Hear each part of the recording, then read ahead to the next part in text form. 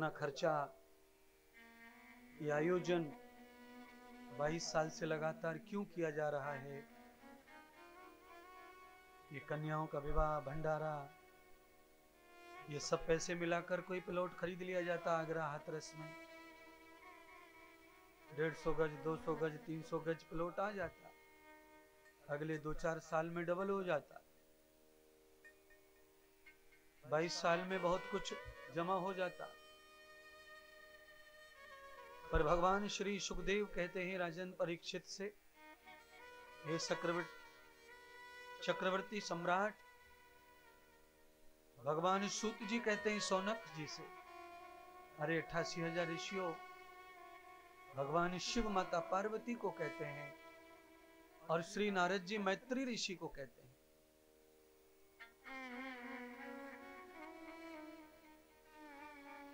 तद्धनम यावतं सृष्टिम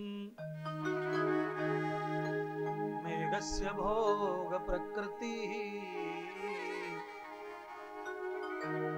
तमस्तं परायुक्तानां योगस्य संग परमं धनः। सृष्टि पर चाहे जितना धन जोड़ लो वो यहीं रह जाएगा।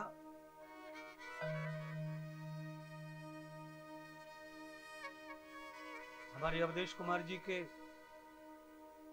परिवार में उनके बुजुर्ग नहीं है,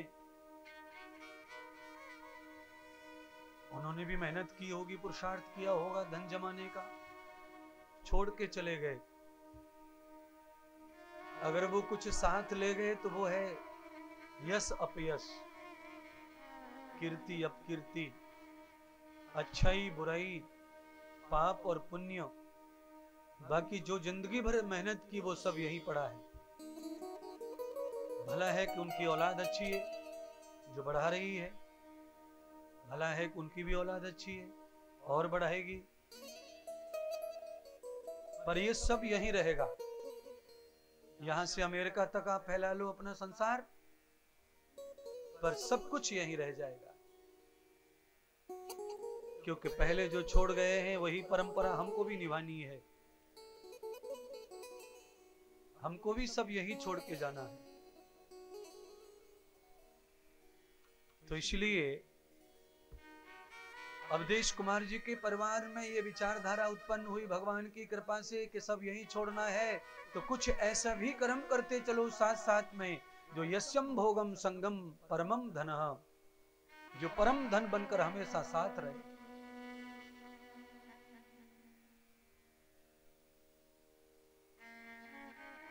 तो उन्होंने उस परम धन को पाने के लिए ये भंडारे हुए, यज्ञ हुए, मंदिर हुआ, कन्याओं का विवाह हुआ, या भागवत कथा हुई, ये सारे कर्म ऐसे ही जो आदमी का परम धन है। यहां तो यश रह ही जाएगा, नाम हो ही जाएगा, पर साथ में इन कर्मों का फल साथ जाएगा।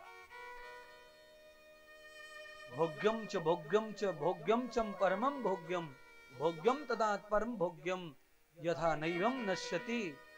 अनेक बार इन कर्मों का भोग भोगने के बाद भी इनका नाश नहीं होता है। ये सत्कर्म ऐसा होता है।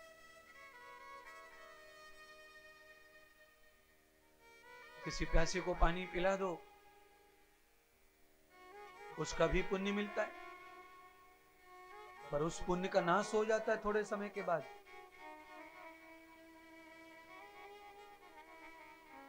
थोड़ा सा साबुन डाल करके बाल्टी में आप जोर से हाथ घुमाइए, झाग बनते हैं और बबूले बनने लग जाते हैं, गुब्बारे से फूलते हैं।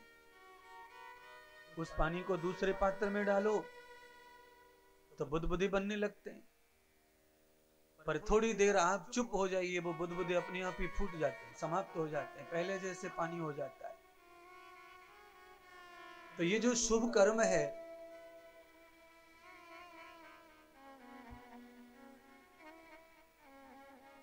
ये सब हमारे जीवन में आते हैं और हमें सुख देते हैं, और जैसे ही उनका सुख प्राप्त होता है वो बुदबुदे खत्म हो जाते हैं, फूट जाते हैं।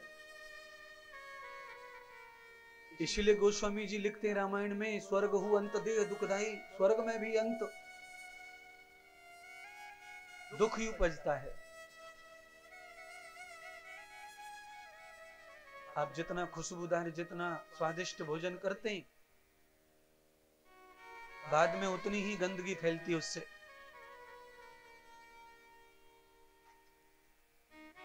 आप केवल दिन में फल खाइए, पेड़ों की पत्तियां चबाइए, तो आपके मूत्र में बदबू नहीं आएगी, मल में भी बदबू नहीं आएगी।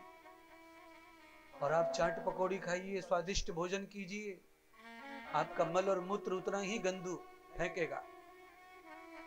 जितना आप स्वाद भोग रहे हैं, जितना खुशबू ले रहे हैं, उतनी ही गंदगी छोड़नी है, उतनी ही गंदगी बननी है। इसलिए अंते प्रवृत्ति कर्म, अंत में कर्म की प्रवृत्ति सामान्य हो, सरल हो, सुगम हो, ऐसा कर्म करो, ऐसा भोग भोगो, ऐसा संसार करो।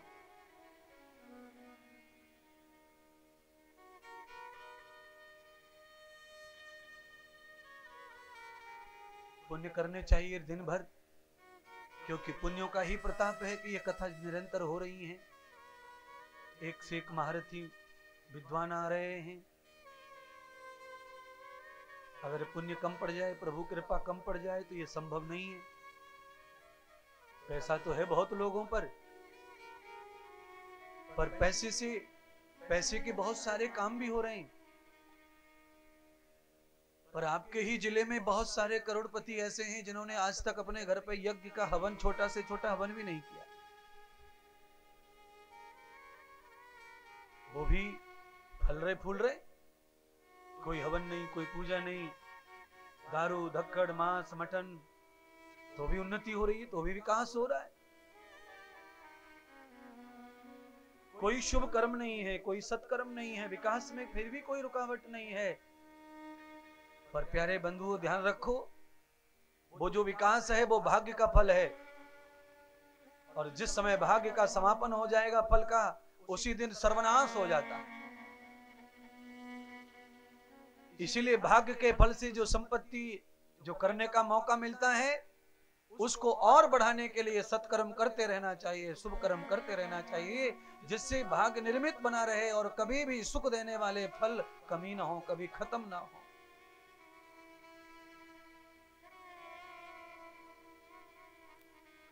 पानी में पानी जोड़ दो तो कम पानी लगता है, टाइम कम लगता है खेत को भरने में।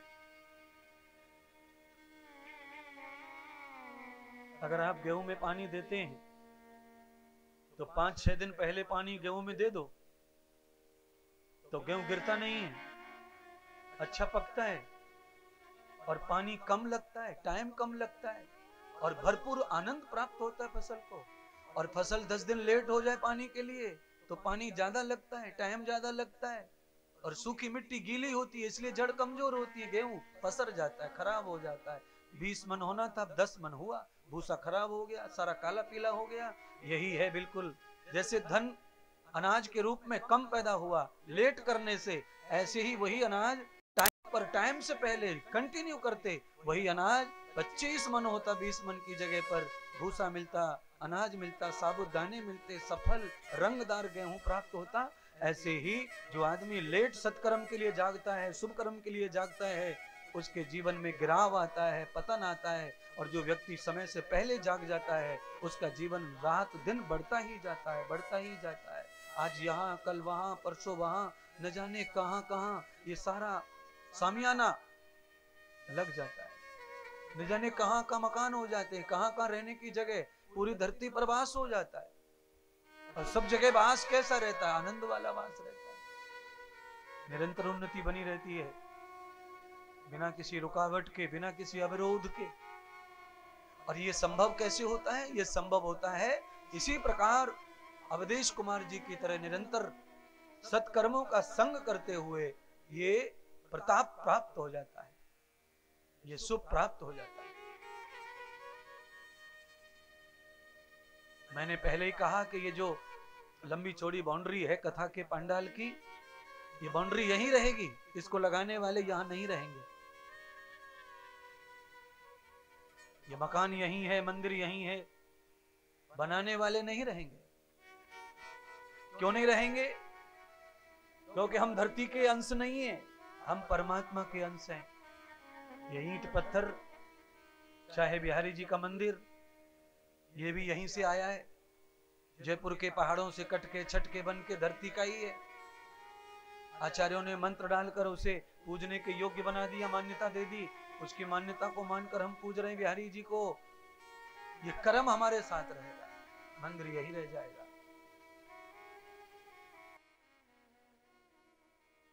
कि जाएगा जब यहां से कुछ भी न होगा,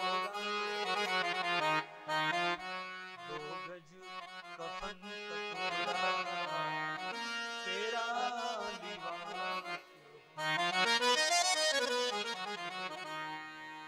जाएगा जब कुछ भी न होगा, 2 गज कफन का टुकड़ा तेरा लिबास होगा, जाएगा जब यहाँ से कुछ भी न साथ होगा, 2 गज कफन का टुकड़ा तेरा लिबास होगा, जाएगा जब यहाँ से कुछ भी न साथ होगा, 2 गज कफन का टुकड़ा तेरा लिबास होगा, जाएगा जब यहाँ से।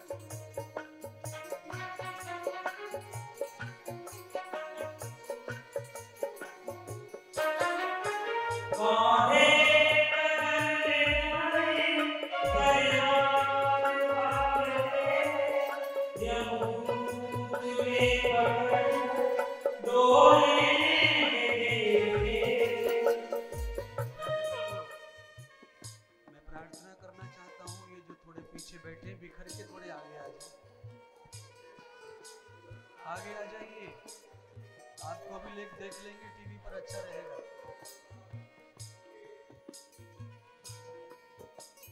अभी इधर आ जाओ, इधर। हरि बोल, हरि बोल।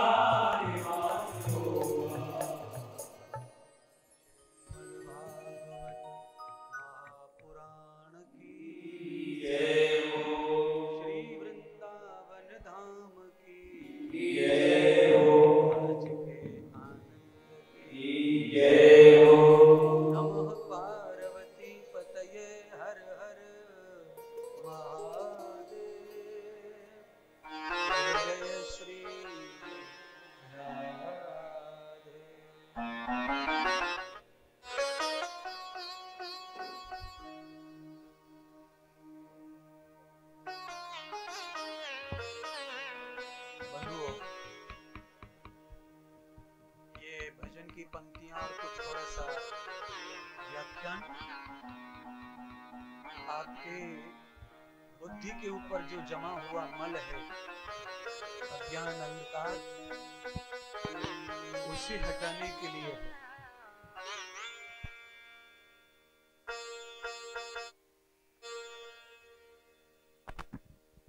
श्रीमद् भागवत की कथा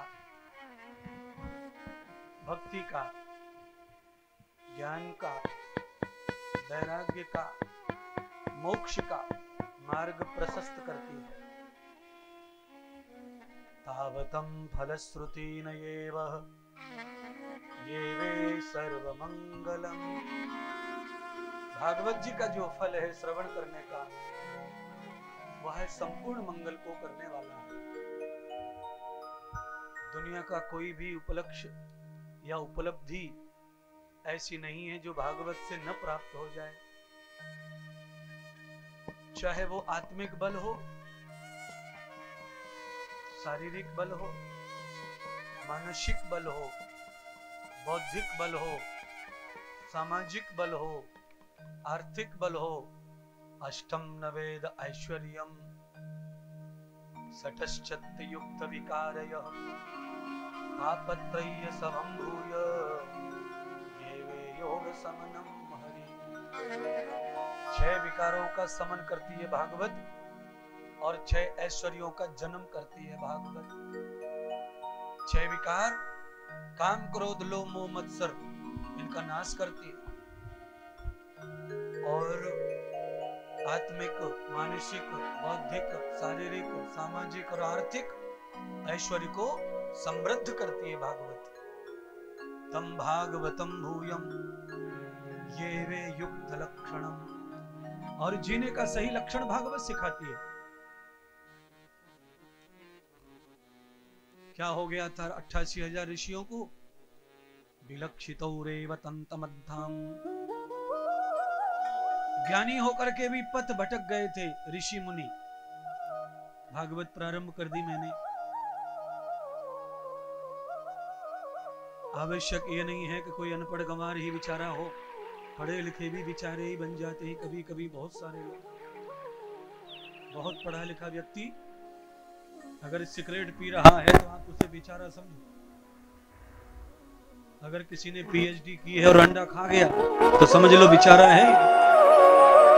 अगर कोई बहुत पढ़ा लिखा व्यक्ति है, बड़ी पोजीशन पे है, बड़ी पोस्ट पर है और दारू पी रहा है तो समझ लो ये बेचारा है। इसमें और उस भोले गंवार में कोई अंतर नहीं है। इसने केवल किताब पढ़ी है, नस्तम आचरम वेद, नस्तम आचरम ज्ञान, नस्तम आचरम प्रवृत्ति, नस्तम आचरम कर्म, नस्तम आचरति आचरण।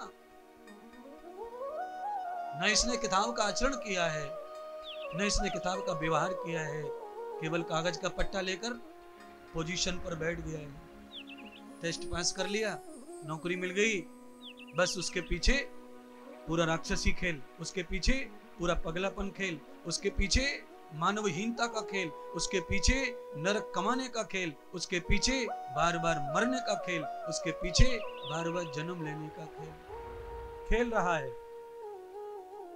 ये श्रीमद् भागवत कथा में ताकत है, जो ऐसा बोलने का मौका मिल जाता है। बिना कथा के अपने ऐसा किसी को बोलेंगे तो लड़ पड़ेगा। पर श्रीमद् भागवत कथा इसलिए प्रचारित हो रही है कलयुग में, गांव गांव घर घर लाखों खर्च कर रहे हैं लोग, करोड़ों खर्च कर रहे हैं भागवत के लिए। कई कथाएं करोड़ों खर्च होते हैं उसमें, उस तरह की व्यवस्थाएं, कई कथाएं लाखों खर्च होते हैं उसमें, उस तरह की व्यवस्थाएं क्यों कर रहे हैं लोग? क्योंकि जीवन को अशांति ने पूर्णतः घेर रखा है। धन तो बहुत है, कमाई तो बहुत है, पर अशांति भी बहुत है। पैसे के साथ में अशांति अवश्य आती है। मान लीजिए आप कितना ही जूते को फटकारो, चप्पल को पैर में फड़फड़ाओ, कितने भी फड़फड़ाओ, पर अगर तुम चल के आए हो तो घर तक थोड़ा बहुत मिट्टी रेत लेकर ही आएगी वो। कई लोग हैं जो दरवाजे पर फट फट फट फट पैर मारते, मिट्टी छूट जाए, मिट्टी छूट जाए, छूट भी जाती है, पर छूटने के बाद भी घर को गंदा करने जितनी तो चुपकी रह जाती है। यही है धन में भी। आप धन कितना भी फिल्टर करो, पैसी कमाई ज्यादा है तो आप कितना भी फिल्टर कर लो, पर पाप आएगा उसमें। कलयुग आएगा, और कलयुग आएगा तो कलेश भी लाएगा, बीमारी भी लाएगा, सामर्थ्य भी परेशान भी करेगा। तो ये भागवती है जो आदमी को इस कल काल में सबसे ज्यादा मदद करेगी। ऐसा व्यास जी ने भागवत के प्रथम स्कंद में महत्व गाए हुए लिखा। आएगा जब कलयुग तो कली सयानो भवती संजहानस्त द्वापुर। द्वापुर का जब अंत हो जाएगा तो लोग दल बदलू जो लोग हैं वो पूरे घातक हो जाएंगे। कलयुग आते ही दल बदलू आदमी कैसा रहता है, एक आध बार ये दल कभी वो दल, तो दल दल में रह करके खिलता रहता है, खिलता रहता है, जैसे कमल खिलता रहता है। पर कलयुग में आदमी दलदल में फंस जाता है, खिलना बंद, मुरझाना शुरू हो जाता है, उसका पतन हो जाता है। इसीलिए कथाएं तो आप सुन ही रहे हैं 22 साल से, टीवी पर सुनते ही रहते हैं, पर ये 7 दिन आपको बिल्कुल अलग अलग दिखाई देंगे। ये 7 दिन ऐसे लगेंगे जो पहले 22 साल में जो चीज न मिली हो वो ये 7 दिन में अवश्य प्राप्त होगी। और आप सब कहेंगे कि दलदल से बाहर निकाल रहा है महात्मा, ये सन्यासी दलदल से बाहर निकाल रहा है ये महात्मा। कथा तो सुनी है बहुत सारी, बड़े बड़े आचार्य कथा सुनाने वाले विद्वान आकर समझा कर गए, कोशिश भी की, निकाले भी होंगे बहुत सारे लोगों को, पर यावते परतम परतः पुनः पुनः आदमी दलदल में गिरता है। क्यों?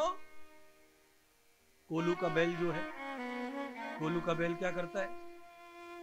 कोलू के बैल को हाँकने की भी जरूरत पड़ती नहीं है। एक बार कोलू के बैल को सिखा दो चलाना, तो बाद में आप रोटी खाओ, पानी पियो, सो, और वो चलता ही रहता है, चलता ही रहता है, चलता ही रहता है, चलता ही रहता है। ऐसे ही ये मानव जो है ये भी कोलू का बैल बन गया है, अपने आप ही चल रहा है, वो चल रहा है। अभी टक्कर लगी, अक्कल आई, प्लास्टर ठीक हो गया, लंगड़ लंगड़ चलता था लठिया लेके गांव में 5 महीने तक, प्लास्टर कट गया, पैर अच्छा हो गया, फिर आ गया सर्राटे पे, भूल गया कि सिकंदराबाद में औंधा पड़ा था चौराहे पर, सबरी पड़िया उतर गई थी घुटने की, 6 महीने में सीधा हो गया, सही हो गया। और जैसे ही साले के ब्याह में गया, फिर जवानी पे आ गया, टर्रा मार दिया देसी का, दही ठुमका नागिन के ऊपर डांस कर रहा है, और सब टांके खुल गए घुटने के, फिर आई आई चिल्लाता घूम रहा है। चाई की माई, माई की माई, टक्कर आई, अक्कल आई, पर भैंस पानी में गई। क्यों? ये सब इसलिए हुआ क्योंकि आदमी जो है कोलू का बैल है, माया का चक्कर है, और उस प्रपंच से कितना भी सुधारो, कितना भी कहो, नहीं सुधरा जाता। जीना है तो जीना है, करना है। हमारी माताएं बहनें क्या करती हैं? सुबह रोटी बनाती हैं, सब हाथ लथेड़ लेती हैं, हाथ को धो लेती हैं। रोटी तो बनानी हर हाल में, पर हाथ को धो लिया, पहुंच लिया, साफ कर लिया, शाम को फिर लथेड़, आटा लगाना है तो हाथ लथड़ेगा ही, फिर साफ कर लिया। ये क्या है? ये है नित्य कर्म, नित्य व्यवहार। जिस तरह आटा हाथ में लगता है, हाथ बिगड़ता है, पर आटे में हाथ लगा लगा करके, लुच्चा मार मार करके पूरा हाथ साफ आटे में ही हो जाता है, अलग से भी धोने की जरूरत पड़ती नहीं है। आटा ही साफ कर देता हाथ को। आटा जब लग जाएगा, रोटी बनने के लायक हो जाएगा, तो हाथ में कुछ नहीं रहेगा, सब आटा ही पहुंच लेगा उसको। और जब आटे में पानी डालो, लतड़ पतड़ करो, तो सब लिथा लिथा सा हाथों में लपट जाता है। और जब आटा बन जाता है, लायक हो जाता है, तो फिर वो चिपकना बंद कर देता है।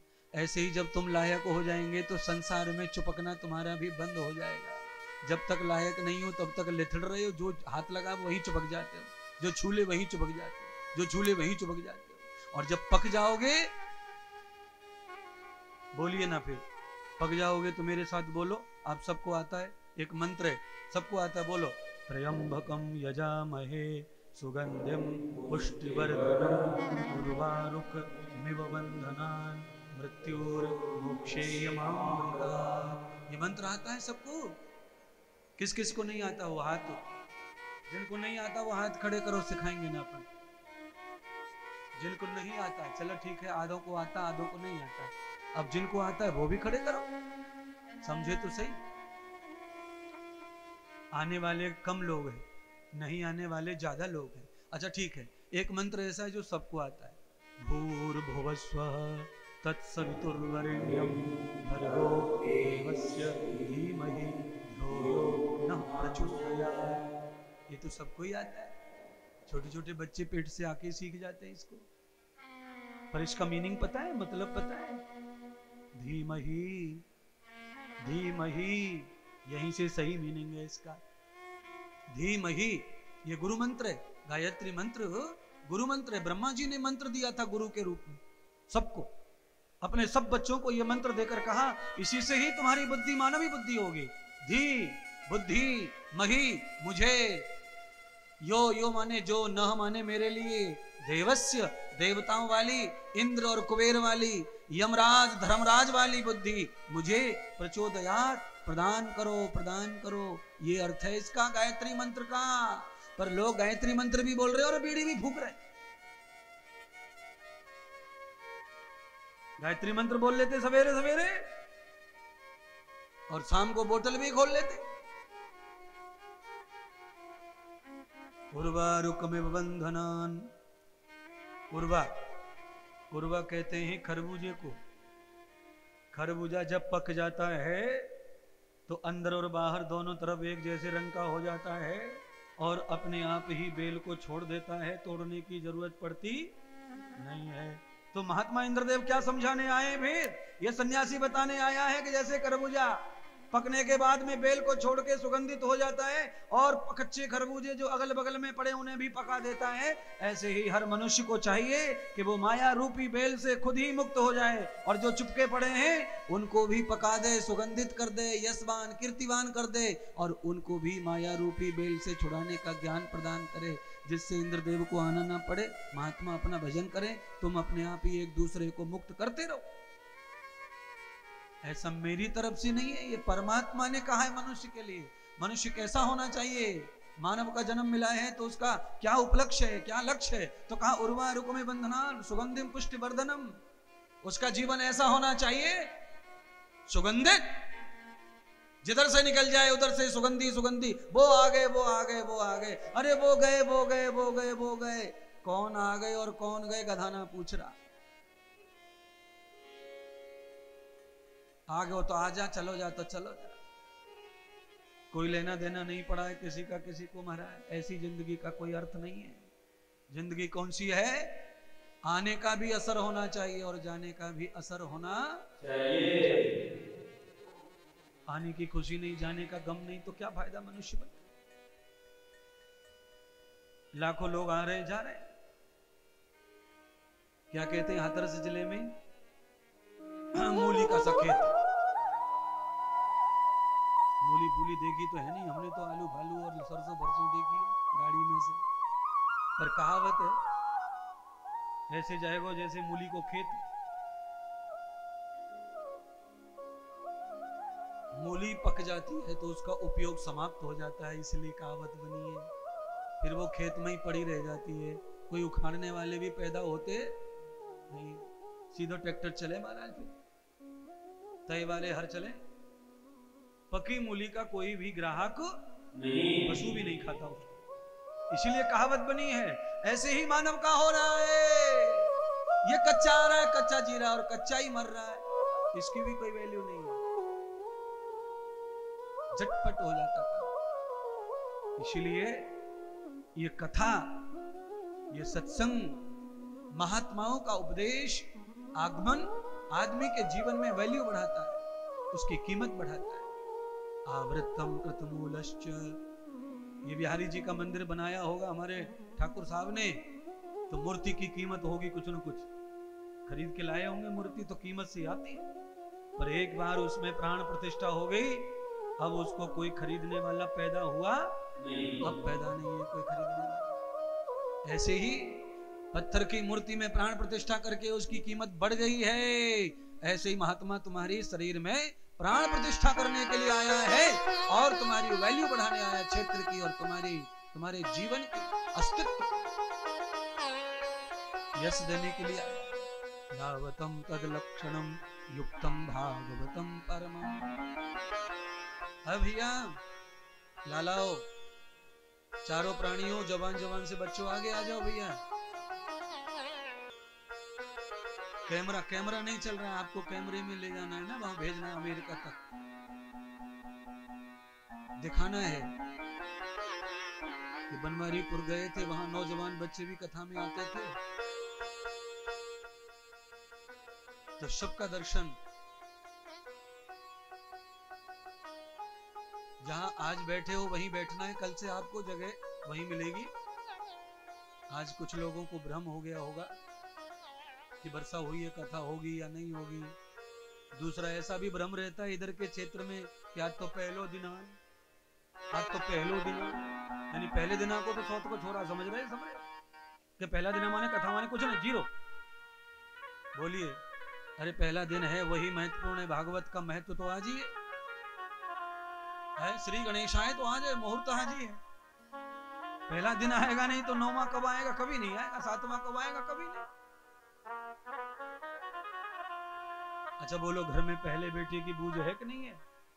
पहलोटी को छोरा है जावे तो पेठे की मिठाई ना बटे, फिर देसी घी के लड्डू बटे। पहलोटी को छोरा वो, पहलोटी को छोरा वो, तो जाके छोरा भयो वो तो फूलों ने समारो, सबरी बटन तोड़ के घूमरो छाती की। मैं तो छोरा को बाप बन गो, ओए फूलो ना समारो। तो दादी भूली ना समारी, दादी देख ले पहले छोरा भयो हमारे घर में, पहले छोरा। तो पहले छोरा की महिमा है, तो पहले दिन की कथा भी छोरा से ज्यादा महिमा है, क्योंकि ये सबको सपूत बनाती है। वो तो एक ही कपूत पपूत जो बनाए सो बनाए, आगे चल के पता चलेगा वो कैसा निकलेगा। पर भागवत का पहला दिन तो प्योर है।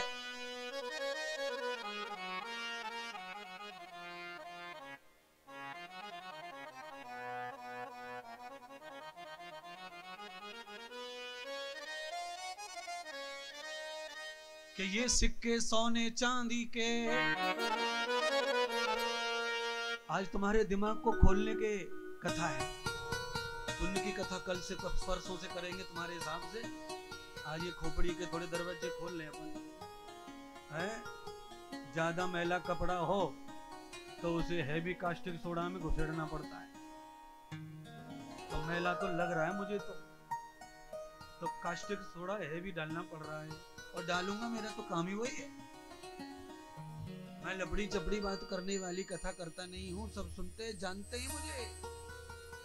अच्छा एक बार हाथ ऐसा खड़ा कर दो, टीवी पे कौन कौन देखते रहे हमको?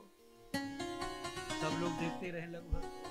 चलो अच्छा किया अवधेशानंद जी को, हमारे अवधेश कुमार जी के लिए तालियां बजाओ कि हमें बुला लिया आपने। और देखिए हम तो इमरजेंसी में आए महाराज, कौन आने वाला था मुझे नहीं पता, पर भाग्य है, योग रहते हैं, दाना पानी जहां लिखा है वहीं जाना होता है, तो दाने पानी के हिसाब से है। वैसे तो मेरे पास 14 महीने तक की लिस्ट लंबी लगी है इंतजार में, पर कैसे योग आ गया अवधेश कुमार जी का कह नहीं सकते। गए और चटपट हो गया सब जो होना था। 14 महीने के बाद भी तारीख देने के लिए टाइम नहीं है, एक दिन 1 मिनट नहीं है कि चलो आज आराम कर लेंगे, थोड़ा सो लेंगे, आराम कर लेंगे, खा लेंगे, पी लेंगे, आज कचौड़ी और खीर खाएंगे आलू की, सोएंगे फिर बाद में। ऐसो दिन ना आ रहा है।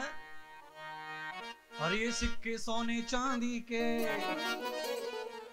ये सिक्के सोने चांदी के इस लोक में चलते, ये सिक्के सोने चांदी के और इस लोक में चलते, चले परलोक में जाकर,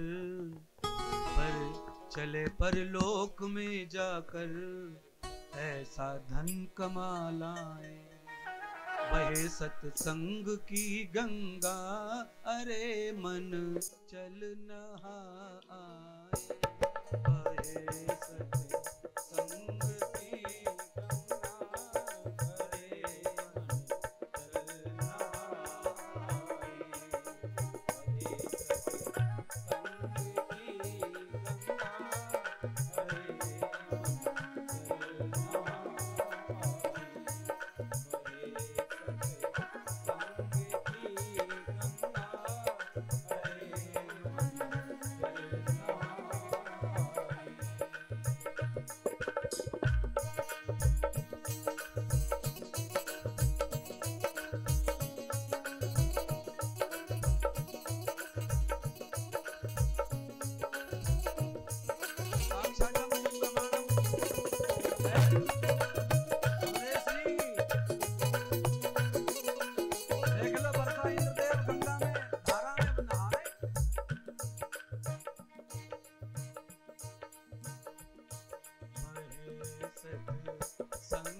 की गंगा, अरे मन चल नहा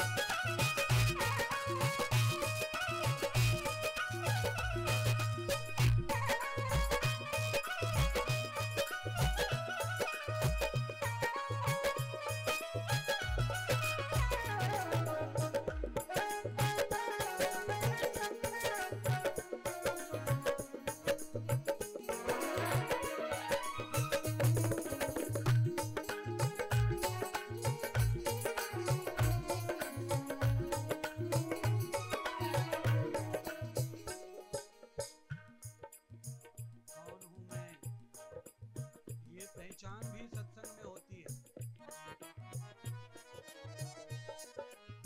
सत्संग आईना है, जो भी इसके सामने आता है असली रूप ये बता देता है हम कौन हैं, क्या हैं, कैसे हैं और हमारे रूप क्या क्या हैं, हम क्या क्या बनते हैं, क्या क्या बन सकते हैं। तो भागवत कह रही है तू ही योगी, तू ही भोगी, तू ही है रूप संतों का। तू ही योगी, तू ही भोगी, तू ही है रूप संतों का। तू ही योगी,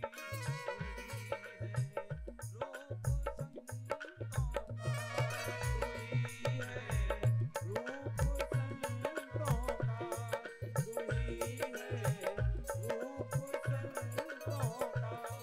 तू ही है अपनी जिंदगी में इतिहास में बहुत सारी चीजें देखी है। जो पहले नामी डाकू थे वो नामी साधु बन गए, और जो नामी ब्यौरे थे, शराबी थे, जुआरी थे, वो नामी धार्मिक हो गए, दानी हो गए।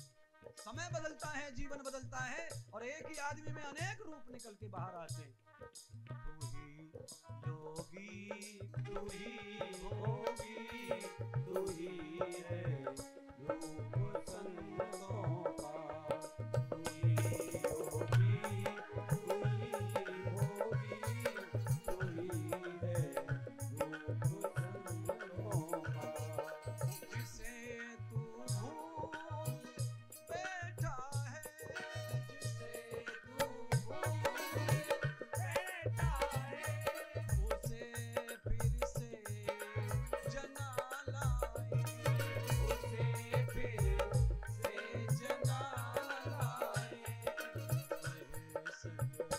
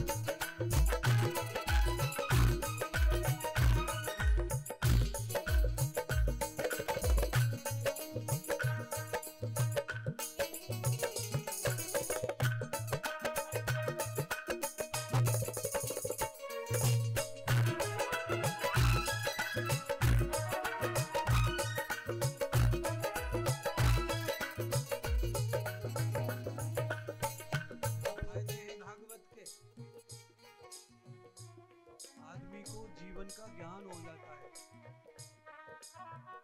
मनुष्य बना हूं क्यों, क्या लक्ष्य। 84 योनियों में मनुष्य श्रेष्ठ माना गया है, किस लिए। आप आए हो भागवत में इसलिए समझ में आएगा, अगर घर होते तो नहीं समझ में आता। समझाने वाला तो यहाँ आया है, आप घर बैठे रहो, कैसे समझेगा। भागवत में आए हो, सत्संग के माध्यम से, व्याख्यान के माध्यम से जीवन में अनेक बात ऐसी आएंगी जिनकी जरूरत है जीवन में। बने मानव मिले मुख